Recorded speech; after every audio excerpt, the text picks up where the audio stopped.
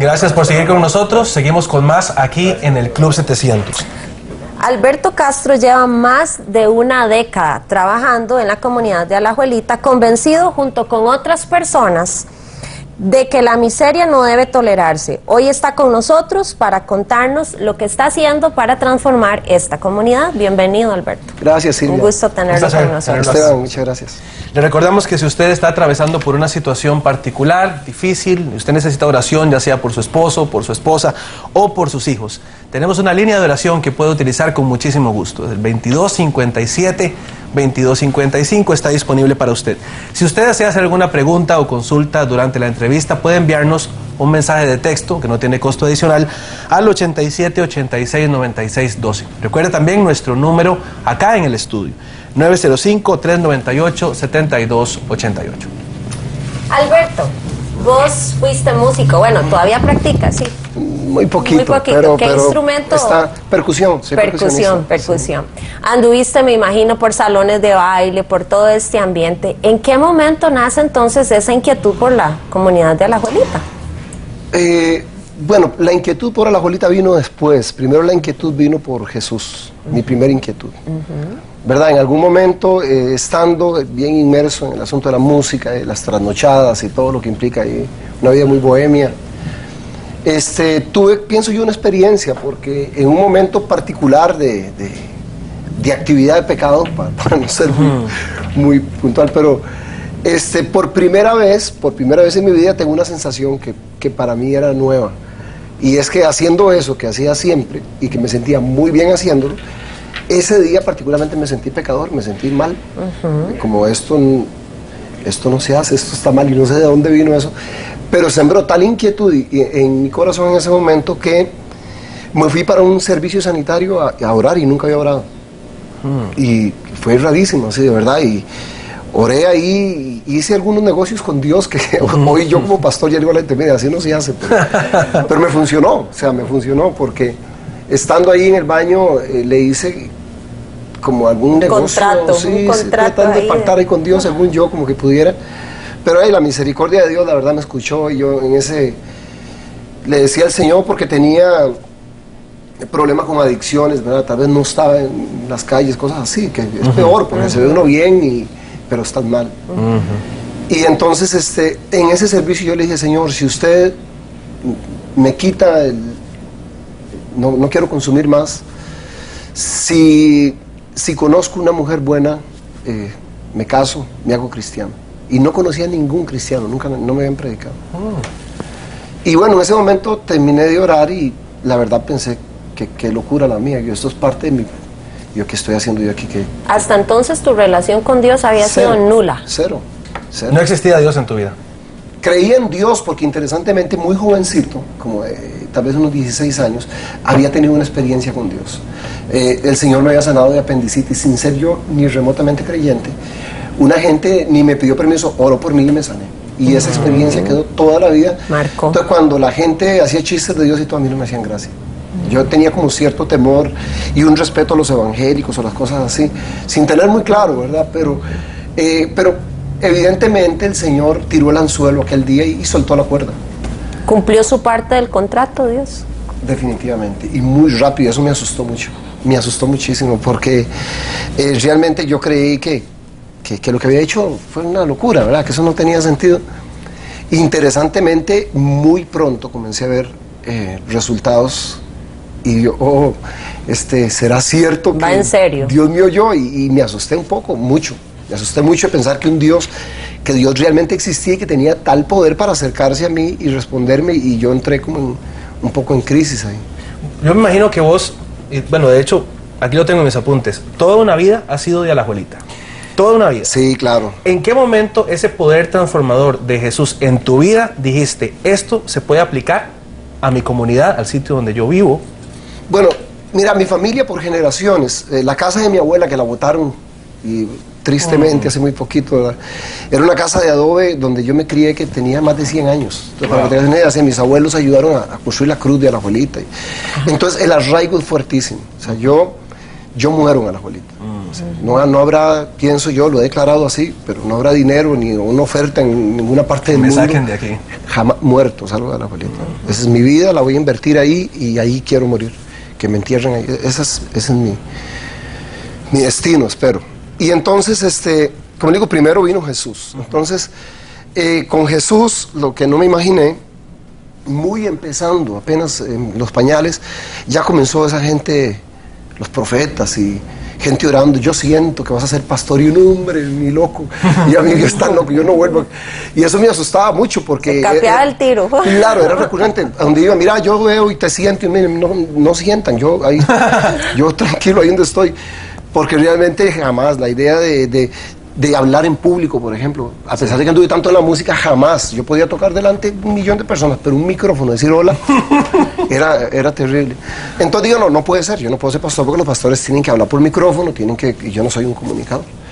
Bueno, pero al final, la historia ahí, como sea, me tuve que montar y amansar la burra esa, ¿verdad? Entonces, pero nuestros primeros 5 años como iglesia en Alajuelita, porque yo sí decidí, empecé yendo a otra iglesia en Tibás. Y yo, no, pero es que es mi pueblo, yo soy de mi pueblo, ahora que sé todo esto y todo, ¿qué hago yo aquí? Aquí ya tienen la gente de aquí, pero en mi pueblo. Y yo decidí irme para Alajuelita y empezar una iglesia ahí. Algunos amigos me decían que no era buena idea, ¿verdad? Que Alajuelita. Y yo, mira, es que desde el principio los números nunca me interesaron mucho. Tener una mega iglesia, o que sí, en cuánto tiempo, yo no... Don fulano de tal. No me interesaba, yo quería servir ahí, quería servir ahí. Lo que pasa es que los primeros 5 años como iglesia, fuimos una iglesia típica, una iglesia cultual, ¿verdad? La iglesia típica de cultos que termina el show y ponen un candado en la puerta y regresan 3 días después o 4 días después. O sea, 5 años soporté eso, digo soporté porque la verdad que el último año se me volvió una carga espantosa, esa rutina, y yo, pero es que tiene que haber algo más, Dios mío, y comencé a sentir otra vez una inquietud. Yo, no puede ser, esto no fue por lo que Jesús murió. A venir a cantar 3 veces por semana, irnos a ver televisión, regresar después, y no pasa nada, no está pasando nada. Y aún cuando yo veía iglesias más exitosas, pongo entre comillas, porque medir el éxito de una iglesia no es tan fácil, pero por el tamaño, o sea, que una mega iglesia, pero mega iglesias con microimpactos, no pasa nada, aunque tengan 12,000, no está pasando nada afuera. Ellos lo celebran, ahí los 12,000 brincan, pero la comunidad a 100 metros no tiene el mínimo efecto de lo que está pasando ahí, no pasa nada.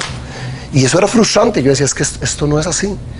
O sea, yo veía y volvía, releía el Evangelio y los apóstoles, como en el libro de los Hechos, dice esos que revolucionan, que ponen de cabeza al mundo. Que mientras caminaban su sombra iba sanando gente. Todas esas cosas, ¿verdad? Cómo influyeron todos los aspectos de la vida. Como una iglesia que fue pertinente en todos los aspectos de la vida.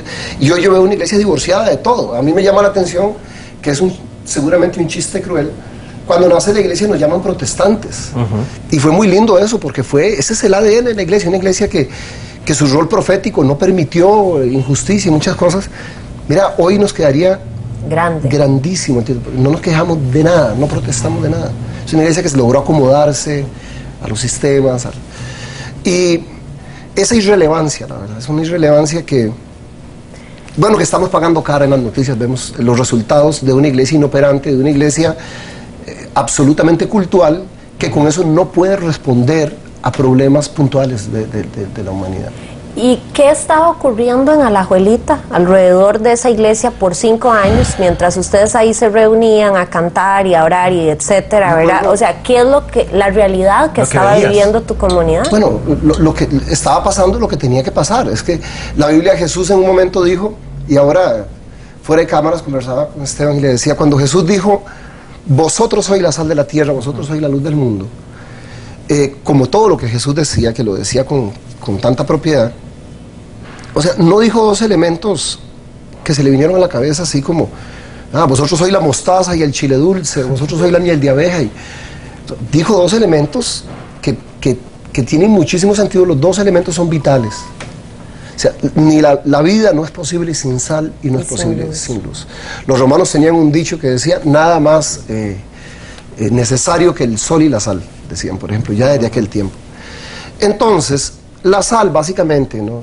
Se usaba en aquel tiempo, cuando Jesús dice seguramente en la mente, hoy pensamos siempre en sazonar. Pero probablemente en la mente del auditorio del siglo I, cuando Jesús dijo, vosotros sois la sal, pensaron en preservar.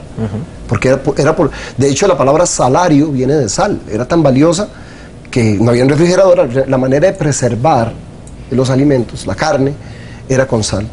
Entonces, a falta de sal, ¿qué le pasa a la carne? Se pudre. Se descompone mucho más rápido. Entonces, ¿qué pasa cuando la iglesia continúa en el salero? En sus hermosos saleros, que cada vez queremos hacerlos más cómodos, más lindos.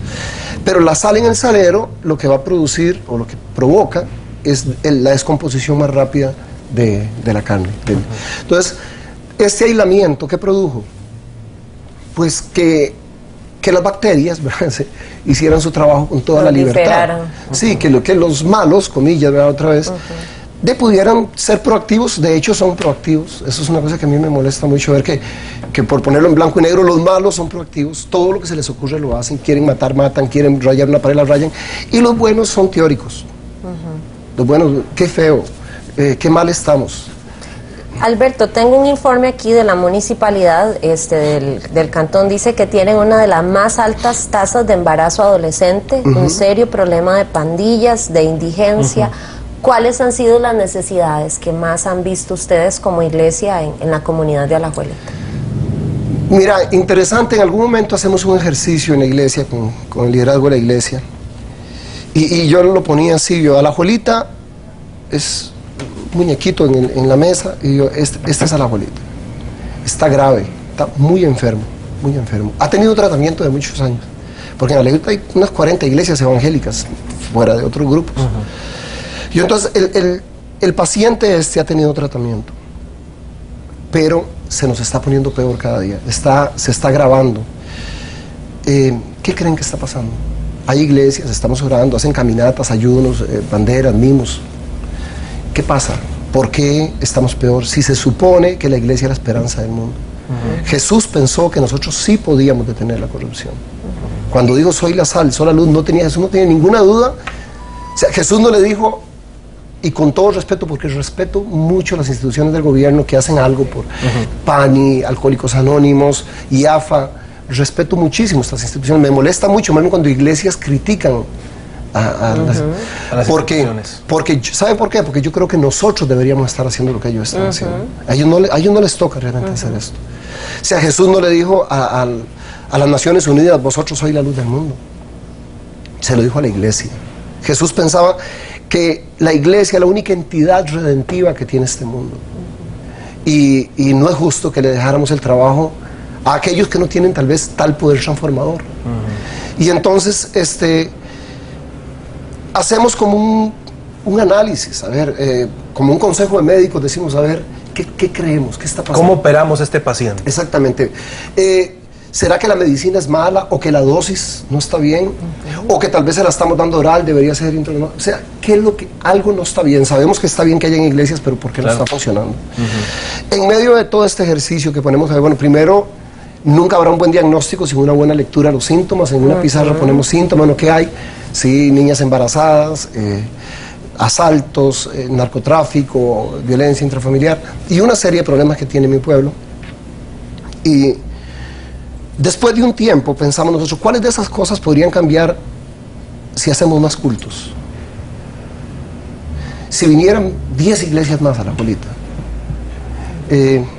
Y comenzamos a darnos cuenta que por ahí no está. Obviamente que debe haber iglesias, pero probablemente la dosificación o el uso, algo no está bien, y esa es la parte donde estábamos trabajando. En medio de eso, llegamos a una conclusión. Yo creo, hoy apuntamos nosotros en Alajuelita, que además una estadística es que de unos 140,000 habitantes que tiene Alajuelita, menos de 800 han ido a la universidad. ¿Ah? Yo no soy sociólogo ni nada parecido, pero creo que no hace falta ser un experto en ciencias sociales, ¿verdad? Para saber que, porque yo le decía, le digo mucho, esto lo comparto mucho con los grupos con los que trabajo en la iglesia, yo les decía, yo no oigo, aunque sé que puede ser, no oigo que digan, banda de odontólogos andan robando cadenas. Sé que puede haber un odontólogo por ahí. Yo nunca lo he escuchado. Pero tampoco, ¿verdad? Así, mira, pandilla de arquitectos andan violando, aunque deben haber algunos. O sea, ¿dónde está el problema? Para mí, principalmente donde nos estamos enfocando hoy, aunque hacemos muchas cosas, pero educación es algo que creo que la iglesia tiene. Entonces vamos a ver resultados, no ahorita, 10 años. Hoy estamos, por ejemplo, en la iglesia, tenemos una escuela, un colegio privado, pero estamos sacando niños de los precarios. Cualquier niño de un precario que venga, nos enseñe una nota, que tiene notas de 90, le damos becas 100% en las instituciones de nosotros, 100%. Okay. Desde los zapatos hasta los libros y todo. Todo. Bien, vamos a una pausa, pero cuando regresemos, Alberto Castro y el grupo de personas que trabajan con él nos va a contar cómo han logrado impactar la comunidad de Alajuelita, cuáles son las estrategias que han utilizado para combatir la delincuencia, la drogadicción y todo este tipo de problemáticas de esta comunidad. No se vaya, ya regresamos, un minuto nos separamos.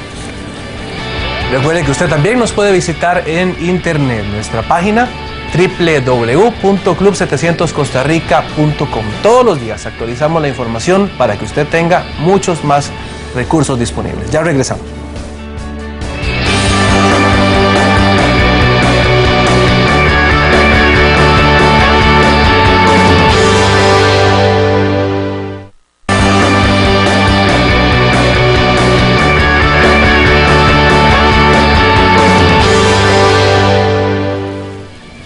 Seguimos con más aquí en el Club 700, gracias por acompañarnos. Hoy está con nosotros Alberto Castro, un hombre que viene a contarnos cómo a través de una estrategia muy clara ha logrado ir transformando la comunidad marginal por mucho tiempo de Alajuelita.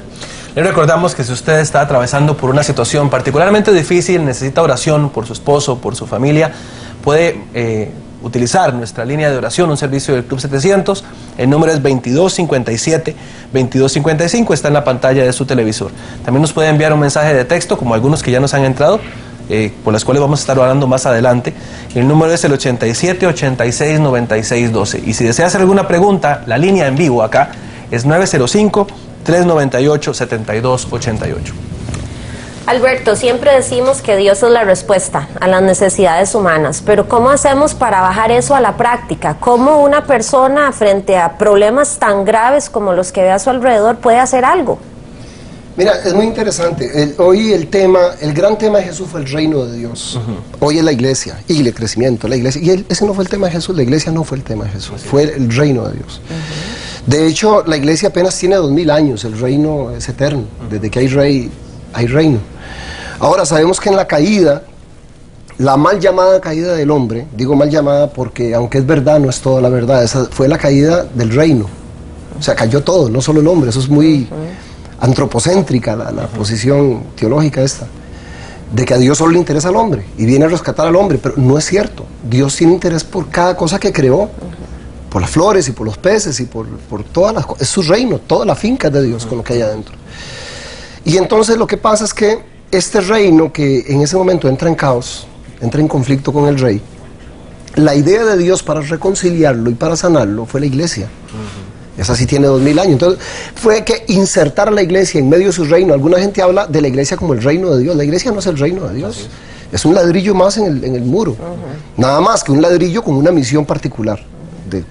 Pero como poder transformar. Sí, a veces hablamos de la música del reino, toda la música es del reino, todo lo que hay en esta finca es del rey, pero lo cierto es que la iglesia sí es la idea de Dios de cómo sanar el reino, de cómo reconciliar el reino. Entonces para mí la iglesia es el trabajo. Si la iglesia hiciera su trabajo, veríamos resultados, porque esa es la idea de Dios, tiene que funcionar. De esos resultados quería hablarte, porque ustedes no solamente, ahora hablábamos del colegio que beca a los muchachos, pero ustedes hacen muchas otras cosas en la iglesia.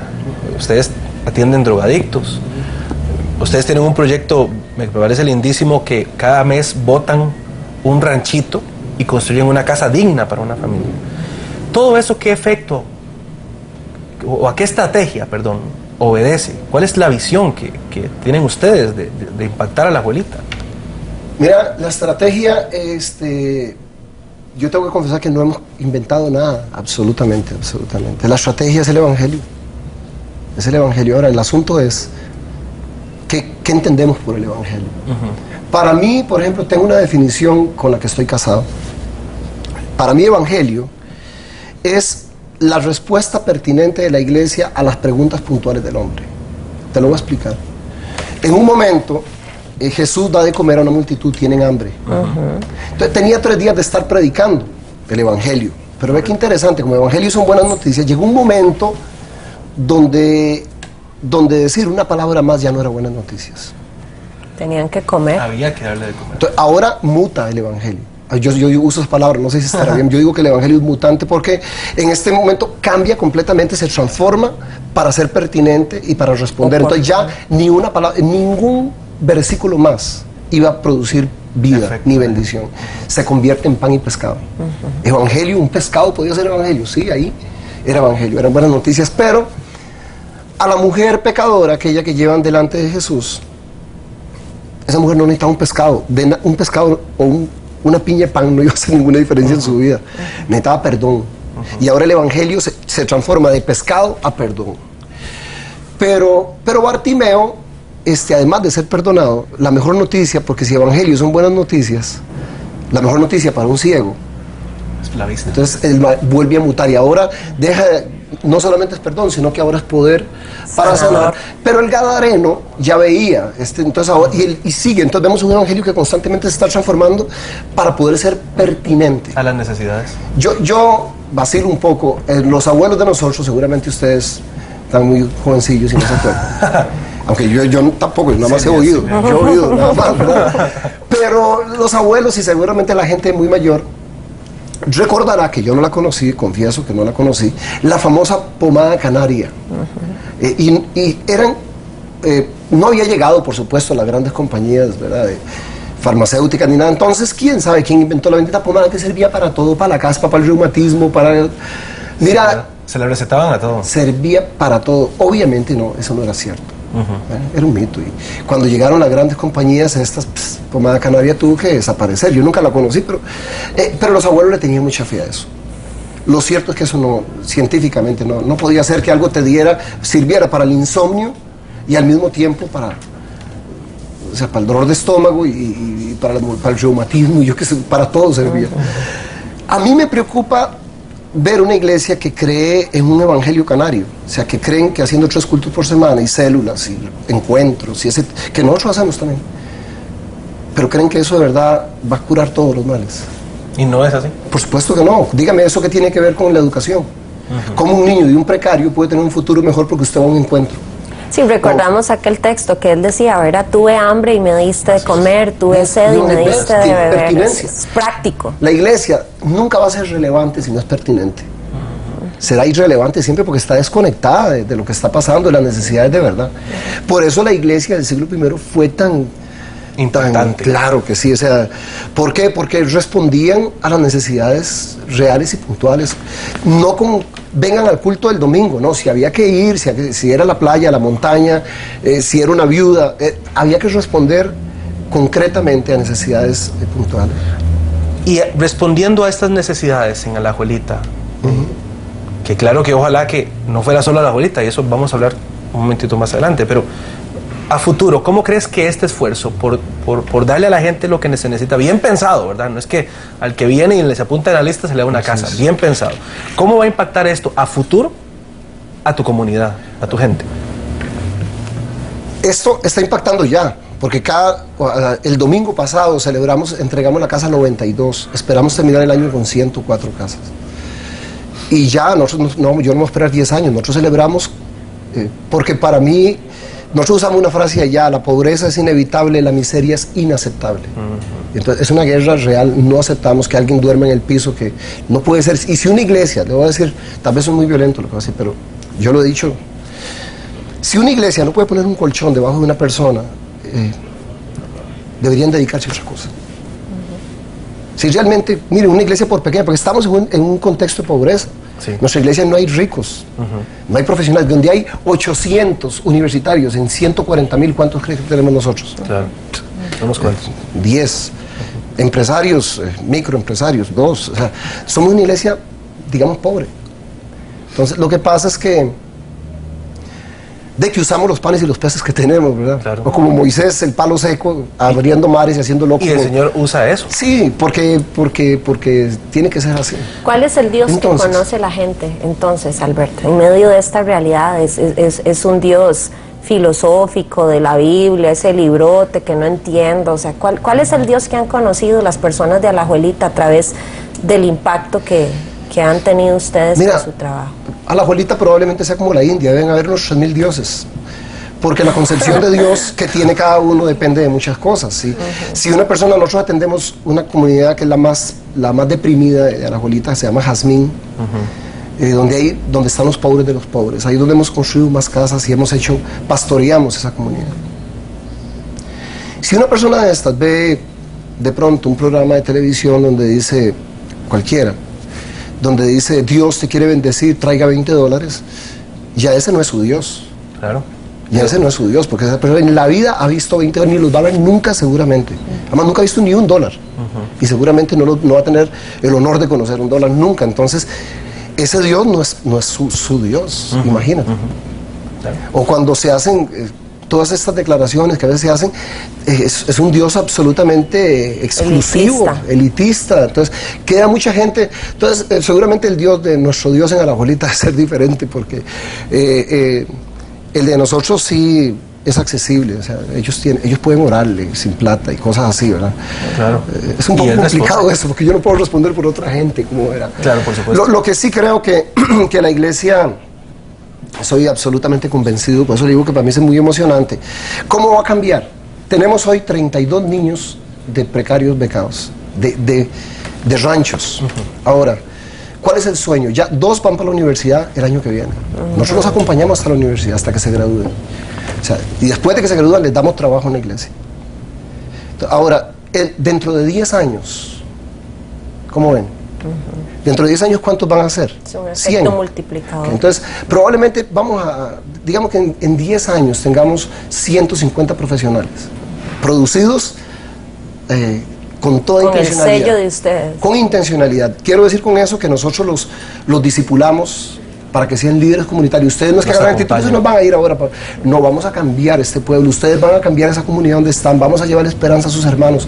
Y ellos van creciendo con la idea de una misión. Van a ser los mesías de su pueblo. Dentro de 10 años tendremos hombres y mujeres profesionales que saben lo que es el miedo, el frío, el abuso, el hambre. Sensibles, con conocimiento de Dios, de su palabra. Y me parece un gran comienzo. Y esta estrategia, Alberto, de buscar a Dios, poner la fe a trabajar, despertarla, realmente es algo que todos en casa, todos tenemos que buscarla también. Y agradecerte a vos por venir a compartir. A ustedes. Se nos ha ido el tiempo volando, Alberto, pero de veras que muchísimas gracias por compartir con nosotros esta visión. Ha sido esperanzadora. Y vos has dicho muchas cosas que quizás otros no se pueden atrever a decirlas, pero qué bueno que las has dicho. Muchísimas gracias, Alberto, por haber estado con nosotros. Gracias, Alberto. Nosotros vamos a una pausa, pero cuando regresemos nos trasladamos hasta República Dominicana, en donde Felipe Polanco.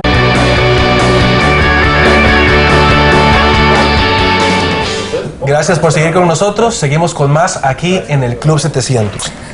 Alberto Castro lleva más de una década trabajando en la comunidad de Alajuelita, convencido junto con otras personas de que la miseria no debe tolerarse. Hoy está con nosotros para contarnos lo que está haciendo para transformar esta comunidad. Bienvenido, Alberto. Gracias, Silvia. Un gusto tenerlo con nosotros. Esteban, muchas gracias. Le recordamos que si usted está atravesando por una situación particular, difícil, y usted necesita oración, ya sea por su esposo, por su esposa o por sus hijos, tenemos una línea de oración que puede utilizar con muchísimo gusto. El 2257-2255 está disponible para usted. Si usted desea hacer alguna pregunta o consulta durante... Tuve, pienso yo, una experiencia, porque en un momento particular de actividad de pecado, para no ser muy puntual, pero por primera vez en mi vida tengo una sensación que para mí era nueva. Y es que haciendo eso que hacía siempre y que me sentía muy bien haciéndolo, ese día particularmente me sentí pecador, me sentí mal. Como esto no se hace, esto está mal, y no sé de dónde vino eso. Pero sembró tal inquietud en mi corazón en ese momento que me fui para un servicio sanitario a orar, y nunca había orado. Y fue rarísimo, así de verdad. Y oré ahí y hice algunos negocios con Dios que hoy yo como pastor ya digo a la gente, así no se hace, pero me funcionó, o sea, me funcionó porque estando ahí... En la entrevista puede enviarnos un mensaje de texto que no tiene costo adicional al 87 86 96 12. Recuerde también nuestro número acá en el estudio, 905-398-7288. Alberto, vos fuiste músico, bueno, todavía practicas, sí. Muy poquito, Muy poquito. ¿Qué pero instrumento? Está percusión, soy Percusión. Sí. Anduviste, me imagino, por salones de baile, por todo este ambiente. ¿En qué momento nace entonces esa inquietud por la comunidad de Alajuelita? Bueno, la inquietud por Alajuelita vino después. Primero la inquietud vino por Jesús, mi primera inquietud.